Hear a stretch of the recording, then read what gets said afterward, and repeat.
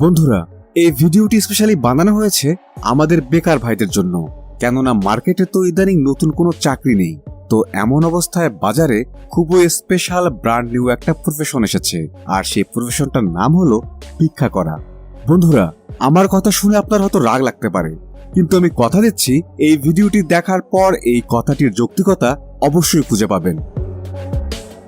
আমি আপনাদের বলে দিচ্ছি, ভিক্ষা করা আজকাল খুবই ভালো মানের একটা প্রফেশন হিসেবে দেখা দিয়েছে।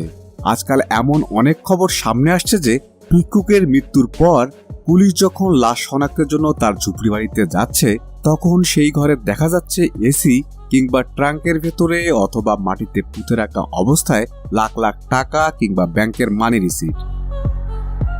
তো বন্ধুরা, দ্য বক্স টিভির এই ভিডিওতে আমরা যাব ভিক্ষা নামের এই প্রফেশনের একদম গভীরে, যেখানে আমি আপনাদের পরিচয় করিয়ে দেব এমন সব ভিখারিদের যাদের ঘর বাড়ি ব্যাংক ব্যালেন্স দেখলে আপনি হতবাক হয়ে যাবেন, সেই সাথে এই প্রফেশনটির ব্যাপারে সিরিয়াসলি চিন্তা করতে বাধ্য হবেন। তো বন্ধুরা, চলুন তাহলে দেরি না করে শুরু করা যাক আজকের এই রোমাঞ্চকর পর্বটি।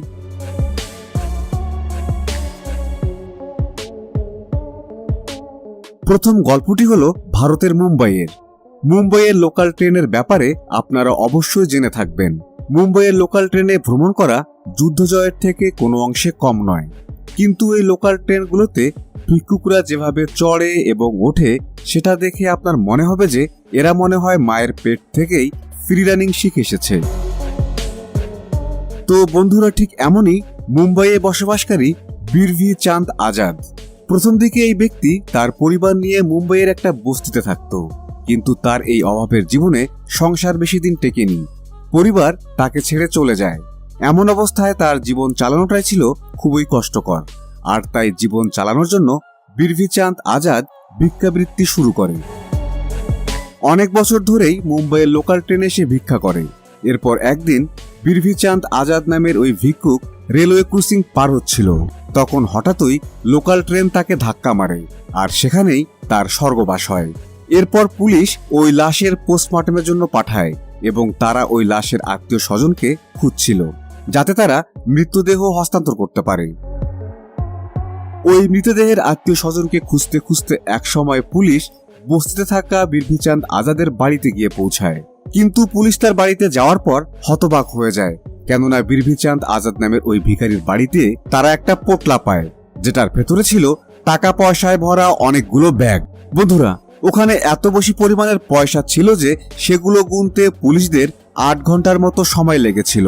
সাথে ওখানে ক্যাশ ছিল 2 লক্ষ টাকারও বেশি। এরপর পুলিশ সেখানে ব্যাংকের একটা জমা বই পায়। সেই বই অনুসারে বীরভি চাঁদ আজাদের নামে ব্যাংকে জমা ছিল 8,70,000 টাকা।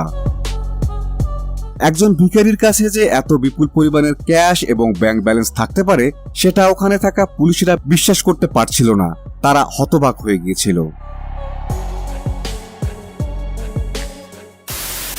এবারের গল্প মাসে 70 লাখ টাকা ইনকাম করা এক ভিখারির। বন্ধুরা, এই ভিখারির প্রতি মাসের আয়ের হিসেব শুনলে আপনি হতবাক হয়ে যাবেন। আমি আপনাদের জানিয়ে দেই যে হুইল চেয়ারে বসে ভিক্ষা করা এই ডিজেবল মানুষটির নাম হলো গ্যারি থমসন, যিনি প্রতি মাসে 70 লাখ টাকা আয় করেন, আর সেটা শুধুমাত্র ভিক্ষা করে। এখন থেকে কিছুদিন আগেও এই ব্যক্তিকে আপনি হয়তো আমেরিকার রাস্তায় হুইল চেয়ারে বসে ভিক্ষা করতে দেখেছেন। এনাকে দেখে এটা পরিষ্কার বোঝা যায় যে এনার মেন্টাল কন্ডিশন ভালো নয় এবং ইনি ঠিকভাবে কথাও বলতে পারেন না। এনার একটি হাতও পুরোপুরি রূপে অকেজো হয়েছে, আর এইসব কারণে মানুষজন তাকে দয়া দেখিয়ে বেশ ভালো অ্যামাউন্টের ভিক্ষা দিত। কিন্তু একদিন এই ব্যক্তির সত্যটি সবার সামনে চলে আসে। আসলে এই ব্যক্তি সব দিক থেকেই সুস্থ একজন মানুষ। কথার ছলে গ্যারি একদিন তার সত্যিটি নিজের মুখেই বলে বসে, আর সেটা পাশে দাঁড়িয়ে থাকা এক ব্যক্তি ভিডিওতে রেকর্ড করে নেয়।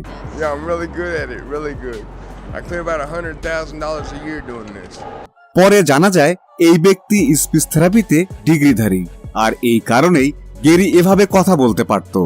এমনকি সে খুব ভালোভাবে জানতো যে মানসিক বিকলাঙ্গ ব্যক্তিরা কিভাবে কথা বলে। তো এই বিষয়টির ফায়দা নিয়ে সে মানুষকে বোকা বানাতো। যাই হোক, শেষ পর্যন্ত ওই ভিডিও ক্লিপে গ্যারি এটাও স্বীকার করে যে কিভাবে সে প্রতি মাসে শুধুমাত্র ভিক্ষা করেই খুব সহজেই 70 লাখ টাকারও বেশি আয় করে। সেই সাথে নিজেকে ডিসেবল বলে ডকুমেন্ট জমা দিয়ে আমেরিকার সরকারের কাছ থেকে সে একটি বাড়িও বাগিয়ে নেয়। যদিও পরবর্তীতে তার এই প্রতারণার বিষয়টি ধরা পড়ার পর তার 14 মাসের জেল হয়। তো বন্ধুরা, এমন প্রতারক কিন্তু আমাদের আশেপাশেও রয়েছে, যাদের কারণে সেই সব মানুষরা ঠিকঠাক সাহায্য পায় না যাদের সাহায্যের খুব দরকার। এবারের গল্প পাকিস্তানি এক ভিখারির। বন্ধুরা, নকল ভিখারি যে শুধু আমাদের আশেপাশে রয়েছে তা কিন্তু নয়, বরং এটা সারা বিশ্বেই রয়েছে, আর পাকিস্তান এর ব্যতিক্রম নয়। তো বন্ধুরা, আপনারা এই ভিডিও ক্লিপটি একটু মনোযোগ সহকারে দেখুন, যেটা একটা সিসিটিভি ক্যামেরায় রেকর্ড হয়েছিল। এই ভিখারি তার পুরো পরিবার নিয়ে সেখানকার পাড়া মহল্লায় বাড়ি বাড়ি গিয়ে ভিক্ষা করে, মানে ভিক্ষার হোম ডেলিভারি আর কি। এটাই বুঝে নিয়েন। 10 টাকা দেবেন, পাপ মোচন হয়ে যাবে, এমনই কিছু একটা। এই ক্লিপটিতে আপনারা পরিষ্কার দেখতে পাচ্ছেন কতটা কষ্ট করে মাটিতে ধেদরিয়ে তিনি রাস্তা পার হচ্ছেন। কিন্তু কিছু দূর যাওয়ার পর এই ব্যক্তি এক জায়গায় বসে পড়ে। এরপর এদিকে ওদিকে তাকিয়ে সে তার পায়ের মধ্যে স্যান্ডেল পরে। এরপর একজন সাধারণ মানুষের মতোই পরিবার নিয়ে চলতে শুরু করে। দেখে মনে হচ্ছে পুরো পরিবার নিয়ে সে কোথাও নিমন্ত্রণ খেতে যাচ্ছে। তো বন্ধুরা, এইসব নকল ভিখারিদের ব্যাপারে কি আর বলার আছে। সময় এখন চলে এসেছে নকল ভিখারিদের হটিয়ে নিজেদেরই ভিক্ষার ঝুলি নিয়ে নেমে পড়ার। কেননা দেশে তো এখন আর নতুন কোনো কর্মসংস্থান নেই, তাই এটাই হতে পারে সম্ভাবনাময় এক নতুন প্রফেশন। বন্ধুরা, ফানি এই ভিডিওটির মাধ্যমে কর্তৃপক্ষের কাছে একটা মেসেজ দিতে চাই। সেটা হলো, দেশে লাখো বেকারের জন্য সরকারের উচিত দ্রুত নতুন নতুন কর্মসংস্থানের সৃষ্টি করা। আর সেটা না হলে আমাদের হয়তো সত্যি সত্যি ভিক্ষার নামে এই প্রফেশনের ব্যাপারে সিরিয়াসলি চিন্তা করতে হবে। ভিডিওটি ভালো লাগলে বেশি বেশি লাইক, কমেন্ট এবং শেয়ার করে আমাদের অনুপ্রাণিত করবেন। আর নতুন দর্শক এমন ভিডিও রেগুলার দেখতে চাইলে আমাদের channel the box tube subscribe করুন এবং পাশে থাকা বেল বাটনটি অন করে দিন। ধন্যবাদ।